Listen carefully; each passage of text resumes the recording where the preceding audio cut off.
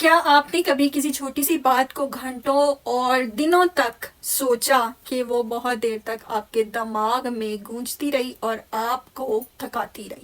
اسے over thinking کہتے ہیں. جیسے کسی نے ایک جملہ بار بار آپ کو کہا اور بار بار آپ وہ جملہ دہراتے رہے، ٹھیک ہے، کہ اس کا مطلب کیا تھا، اس نے مجھے ایسا کیوں کہا، کہیں میں نے کچھ غلط کیا ہے، میں تو ہمیشہ اس کے ساتھ اچھا رہتا ہوں پھر بھی یہ میرے ساتھ ایسا کرتا ہے. یہ ساری چیزیں اوور تھنکنگ میں آتی ہیں. اوور تھنکنگ سوچنے کی وہ عادت جو کہ آپ کے قابو سے، کنٹرول سے باہر ہو جائے. جب ایک واقعہ، ایک بات یا ایک سوچ آپ کے ذہن میں بار بار آتی رہے، ٹھیک ہے، اور آپ کا دماغ اس سے نکلنے کے لیے تیار نہ ہو، تو سمجھ لیجئے کہ آپ اوور تھنکنگ کا شکار ہو گئے ہیں. ٹھیک ہے. اوور تھنکنگ صرف سوچنے کا عمل نہیں ہے، یہ سوچنے کا ایک جال ہے جس میں انسان پھنستا چلا جاتا ہے.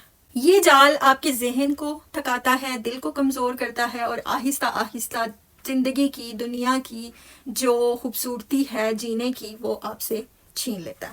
سب سے خطرناک بات یہ ہے کہ اوور تھنکنگ کا شکار ہونے والے افراد کو اکثر یہ احساس ہی نہیں ہوتا کہ وہ کتنا زیادہ سوچ رہے ہیں اور کس حد تک خود کو نقصان پہنچا رہے ہیں. کسی کو فرق نہیں پڑتا آپ اوور تھنک کر رہے ہو، کسی کو بھی فرق نہیں پڑے گا. ٹھیک ہے.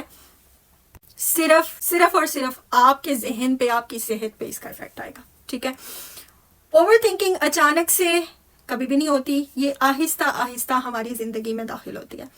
یہ اس وقت شروع ہوتی ہے جب کوئی بات ہمارے قابو سے باہر ہو، جب ہم کسی صورتحال میں ہوں اور خود کو بے بس محسوس کر رہے ہوں، وہ ہمارے کنٹرول سے باہر ہو اور ہم کنٹینیوسلی سوچتے جائیں کہ اس صورتحال کو ہم نے کیسے ٹیکل کرنا ہے. مثال کے طور پہ جب کسی کا رویہ سمجھ نہ آئے، یا پھر ہمارا مستقبل غیر یقینی ہو، یا پھر کوئی بھی ایسی چیز جو کہ آپ کے بس میں نہ ہو، اس پہ سوچتے جانا پھر آپ ایک دفعہ ایک سوچ سوچتے ہیں، وہ ایک دوسری سوچ کو جنم دیتا ہے. ٹھیک ہے. پھر انسان ایک دماغی دائرے میں پھنستا چلا جاتا ہے.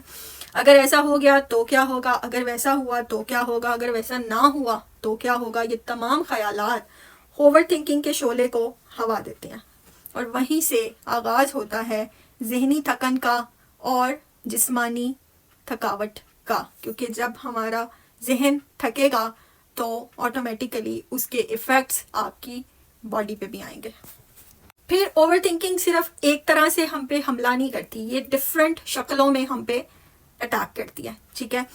آپ یہ سمجھ لیں کہ آپ کو ماضی پہ پچھتاوا ہے. اگر میں نے ایسا نہ کیا ہوتا، اگر میں اس دن یہ فیصلہ نہ کرتا، اگر اس نے مجھے یہ نہ کہا ہوتا یا اس نے ایسا کر دیا ہوتا. یہ ساری چیزیں ماضی کی آپ کے مائنڈ میں چلتی رہتی ہیں اور اب اس پہ پچھتانے سے کچھ نہیں ہوتا کیونکہ آپ اس کو چینج نہیں کر سکتے. لیکن کنٹینیوسلی آپ اس کے بارے میں سوچتے رہتے ہو تو الٹیمیٹلی وہ چیز آپ کی لائف کو افیکٹ کرنا شروع کر دیتی ہے.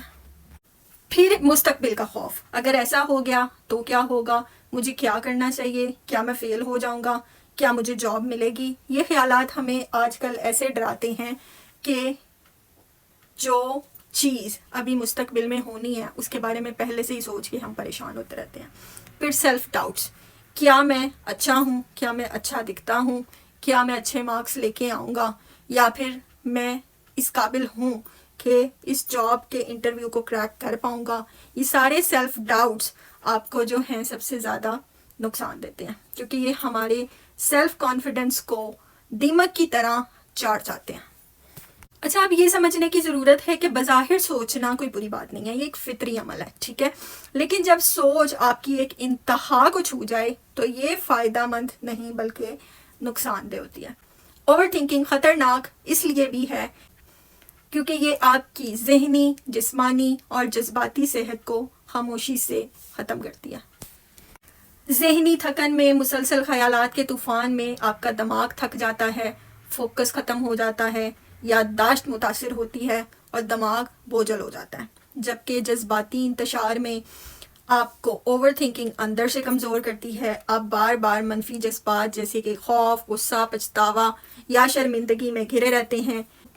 جسمانی اثرات میں نیند متاثر ہوتی ہے، دل کی دھڑکن تیز ہوتی ہے، جسم میں تھکن اور اکثر سر درد، معدے کی خرابی جیسے مسائل پیدا ہوتے ہیں.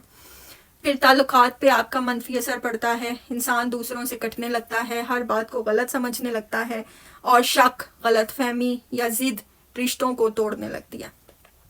پھر سب سے زیادہ آپ کی ڈیسیژن میکنگ افیکٹ ہوتی ہے. جب ہر فیصلہ سوچوں کے بوجھ تلے آ جائے تو انسان فیصلہ کرنا چھوڑ دیتا ہے یا پھر غلط فیصلے کرنے لگتا ہے. اوور تھنکنگ اندر ہی اندر انسان کو کھوکھلا کر دیتی ہے. ایک ایسا زہر ہے جو دھیرے دھیرے آپ کی زندگی پہ منفی اثرات چھوڑتا چلا جاتا ہے. اوور تھنکنگ کو سالو کرنے کے لیے ہمیں کچھ چیزیں پریکٹس کرنی ہوتی ہیں. سب سے پہلے تو ہمیں اپنے خیالات کو آئیڈینٹیفائی کرنا ہوتا ہے کیا یہ اوور تھنکنگ ہے یا نارمل تھنکنگ. اگر آپ کو یہ احساس ہو کہ ایک چیز کو آپ بار بار سوچی جا رہے ہیں تو یہ اوور تھنکنگ ہے. ٹھیک ہے. پھر کوشش کریں کہ جب آپ سوچ رہے ہوں کوئی چیز اور اس کو آپ تحریری طور پہ لکھ لیں تو آپ کو اندازہ ہوگا کہ آپ ایک چیز کو بار بار سوچ رہے ہیں یا نہیں. obviously یہ تھوڑا سا ان یوزل ہے, نارملی ایسا نہیں ہوتا, لیکن جب آپ کو فیل ہو کہ آپ کو اوور تھنکنگ کا سنڈروم ہے یا یہ پرابلم ہے تو تحریری طور پہ لکھ لینے سے کافی افاقہ ہوتا ہے.